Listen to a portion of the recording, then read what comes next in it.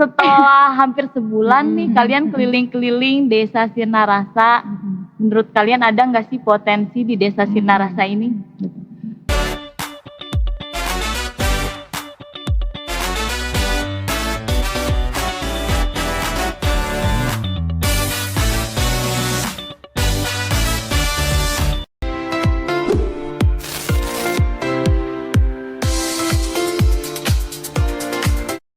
Halo wargi desa, selamat datang di podcast Desa Sirnarasa, ruang bersuara bicara desa. Saya Anita Permatasari yang akan menemani kalian di episode kali ini. Nah, di episode kali ini kita mengangkat tema yaitu Suara Muda Sirnarasa yang akan mengupas cerita di balik setiap suara.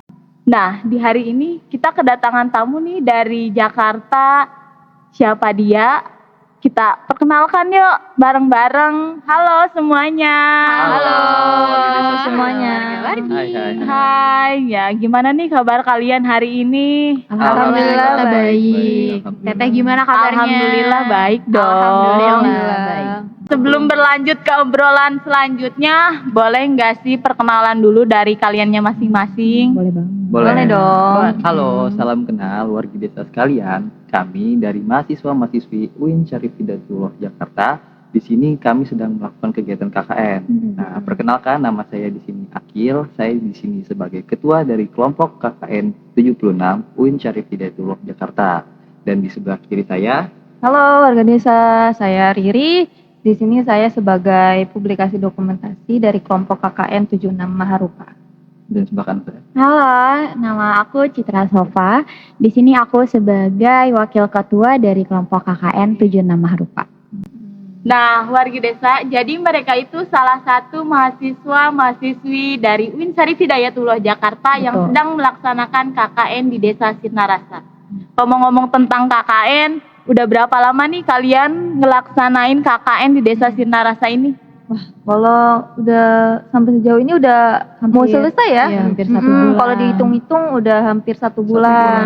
Kita mulai Oh, udah 25 Juli. mau hampir beres ya. Iya, bener.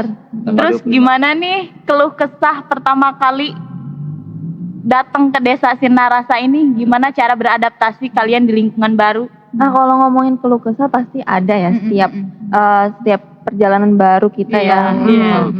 Pasti ada yang namanya adaptasi, ada adaptasi lingkungan atau sesama di masyarakat ya. Iya. Karena kita kan kemana-mana apa nih? Bareng-bareng. Bareng-bareng. Oh, iya.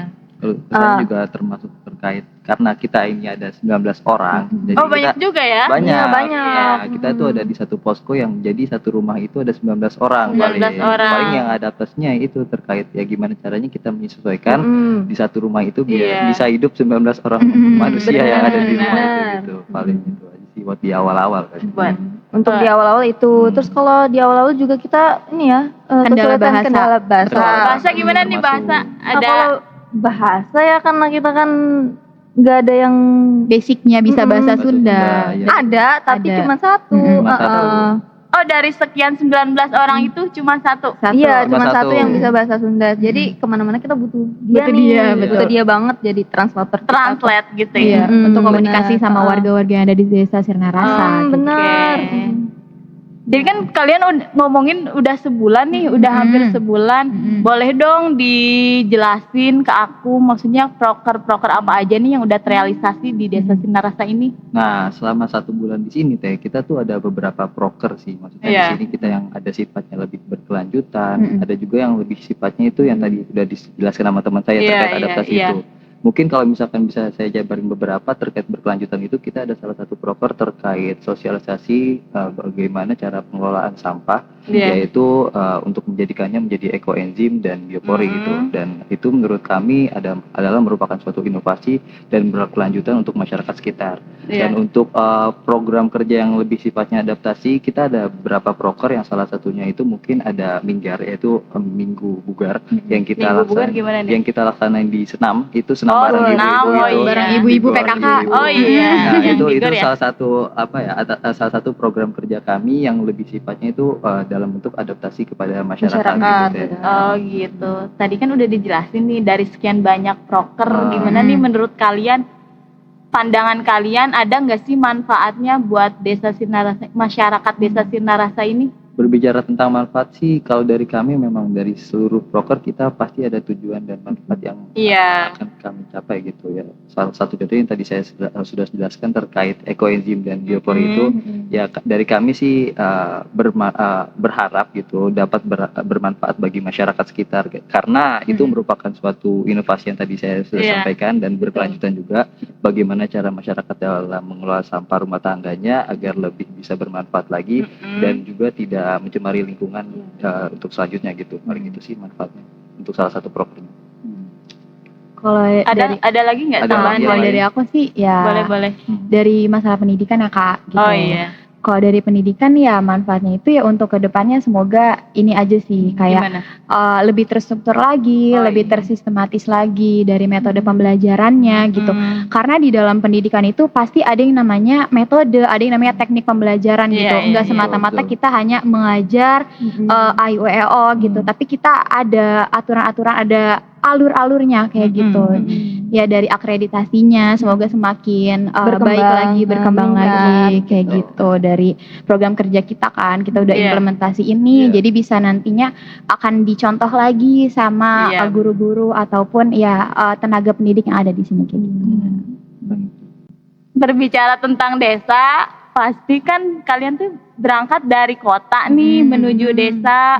Gimana nih kalian setelah mau sebulan di Desa Sirnarasa, ada nggak sih keunikan atau culture shock di desa ini yang kalian temuin? Oke, kalau untuk culture shock sendiri ya Kak, pasti kan yang Kakak bilang tadi Iya. ada perbedaan gitu ya antara kehidupan di kota Iya, maupun di benar. desa kayak gitu. Iya. Yang paling pertama aku temuin itu sih dari masalah makanan Kak gitu. Makanan gimana kan makanan? kalau Sunda itu biasanya kebanyakan aci-aci ya gitu. Oh iya benar. Pertama kali kita nyoba gitu, kita jajan sore-sore kayak gitu kan bareng teman-teman gitu. Kita beli batagor, somai gitu ya. Ekspektasi kita tuh bakal ada tambahan kayak tahu, kayak otak-otak segala macam kan. Tapi realitanya Tapi gimana? realitanya aci semua gitu Aci kan. semua. Kayak aduh ini Iya. semuanya serba aci gitu. Oh, Pun gitu. beli makanan-makanan yang kayak seribuan gitu-gitu aci Iya. semua kan gitu. Terus juga di sini kan ada brand yang di depan ini benar, kan. iya, di Iya, depan. terus abis itu ya udah di situ kayak wah ini brand ya apa ya brand baru nih, brand baru nih yang kita pertama kali kita temuin. Kalau di temuin di Jakarta sini. kan biasanya Sabah. Ya, gitu. betul. Di sini cuma ada tapi di balik itu lumayan lengkap juga nih Iya. buat Banyak, kita banyak. iya bantu Hemat nolong. ya. Iya betul. Buat kantong-kantong mahasiswa. Nah, Betul. betul. Nah, terus selanjutnya ada ini pemandian umum tuh Kak yang Apaan tuh? kobak. Kobak gimana kobak? Nah, kalau untuk kobak sendiri kita shock juga nih. Wah, ternyata di sini ada pemandian umum gitu. Betul. Karena kalau di Jakarta pun udah nggak ada sama sekali. Itu nggak juga paling kayak air pancuran gitu-gitu Iya, aja air kan. Kalau di pancuran. sini ada pemandian umum disediakan gitu di mana warga-warga bisa saling apa ya bertegur sapa, interaksi iya. bareng-bareng di situ di Iya. kobak gitu kan. Terus juga pas ngelihat kamar mandi pemandian umumnya, aduh gitu. Pas dilihat Sedikit shock. agak sedikit shock kolamnya itu aku kira Datar ya. ya maksudnya setinggi pinggang ataupun itu ya ternyata datar. Iya. Tapi kan ya sekaki. mungkin itu lagi musim kemarau kali ya. betul. betul. Iya jadinya Biasanya kan enggak gitu. betul. Terus juga yang terakhir ada ini Apa? pasar Sabtu. Oh, pasar Sabtu kenapa? Gitu. Di awal survei kan kita berbicara kayak untuk apa ya konsumsi gitu-gitu kan. Terus sempat nanya-nanya juga di sini pasar ada di mana gitu. Dan ternyata di sini cuma tersedia pasar di hari Sabtu aja Ya, kayak gitu betul, kan. Makanya ternyata kalau di desa ini pasarnya itu cuma ada di hari-hari tertentu kayak gitu Betul. berbanding terbalik dengan yang ada di kota gitu. Kalau di kota kan Hampir setiap hari. hampir setiap Kita 24 jam, Hampir 24 jam itu 24 jam. buka terus gitu. Buka terus. Tapi kan kalau di sini dari abis subuh ya sampai Iya. jam 10 kayak 10. gitu. Sebenarnya sih di sini tuh enggak setiap hari juga, cuman penempatannya berbeda. Beda-beda, Iya, Iya. iya.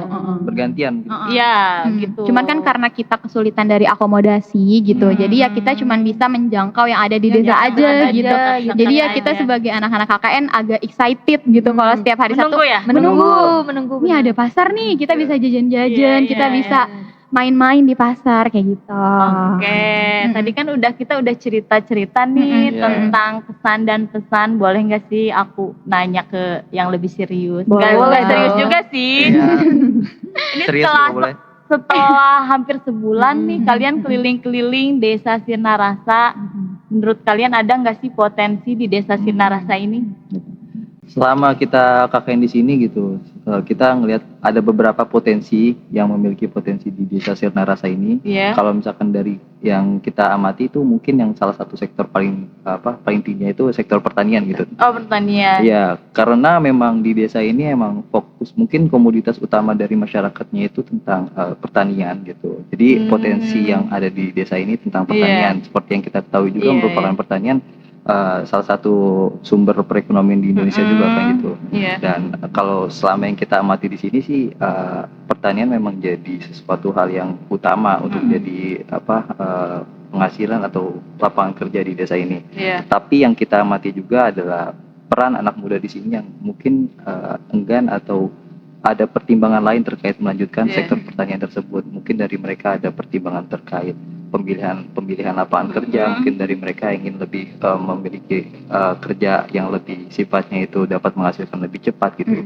Karena pertanian ini memang memiliki proses yang lebih lama gitu. Di samping harus memiliki lahan, harus memiliki modal juga, dan juga dalam cara pengelolaannya tersebut memang perlu ada pendidikan yang lebih dipahami lagi gitu. Paling itu aja sih kalau misalkan lihat potensi dari desa ini tentang pertanian gitu. Oke.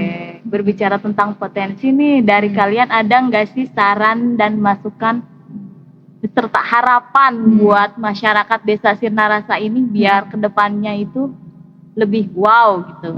Gimana? Mungkin dari kita semoga proker-proker yang kita jalani dapat berlanjut terus ya, contohnya kayak ekoenzim, biopori, atau kayak sebelumnya tadi disebutin tentang pendidikan ya.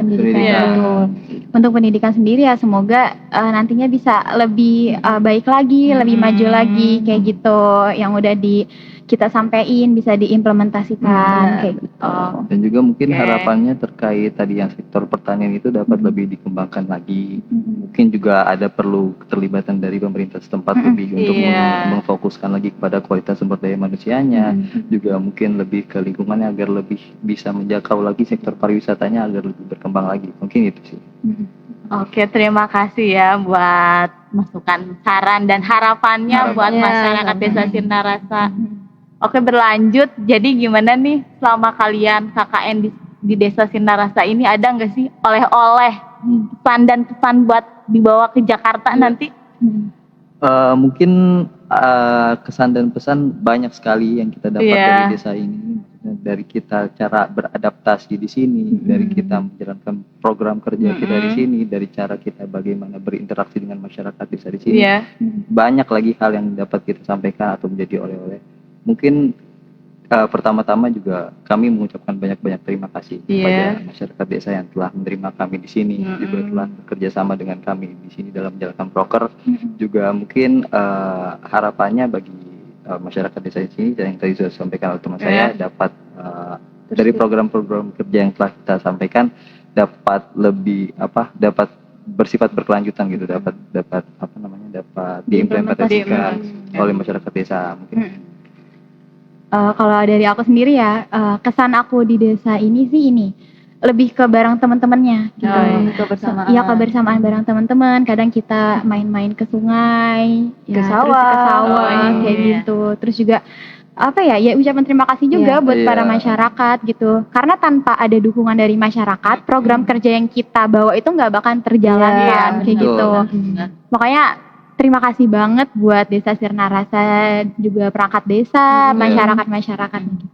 Ada lagi dari kalian? Udah cukup.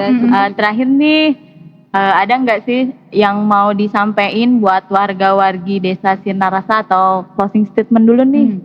Mungkin dari aku untuk Desa Sirna Rasa ya, semoga makin berkembang, makin sukses. Untuk media Sirna Rasa juga makin maju lah, makin sukses.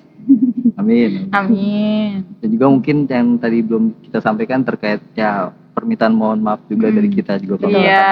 pas lagi perjalanan proker kita ada sedikit kesalahan atau mungkin ada kekurangan dalam perjalanan proker. Karena kita di sini juga sifatnya kuliah, karena dengan namanya kuliah kerja belajar nyata, ya. belajar semua di sini. Karena kita di sini juga belum punya pengalaman secara belum pernah ngerasain kayak gini sebenarnya. Jadi kalau misalkan ada yang kurang-kurang atau mungkin ada yang miskom atau kayak gimana, kita juga mohon maaf kepada masyarakat desa sekalian ataupun mungkin perangkat desa di sini gitu, Pak. Mungkin dicukupkan sekian. Kita terima kasih buat kalian udah meluangkan waktunya. Semoga sukses terus buat KKN. Sukses terus buat tugas-tugas akhirnya, dan semoga program kalian bisa dilanjutin oleh masyarakat Desa Sirna Rasa ini. Oke wargi, itu dia obrolan kita di episode kali ini. Semoga bermanfaat dan menghibur. Sampai jumpa di episode berikutnya. Bye. Bye.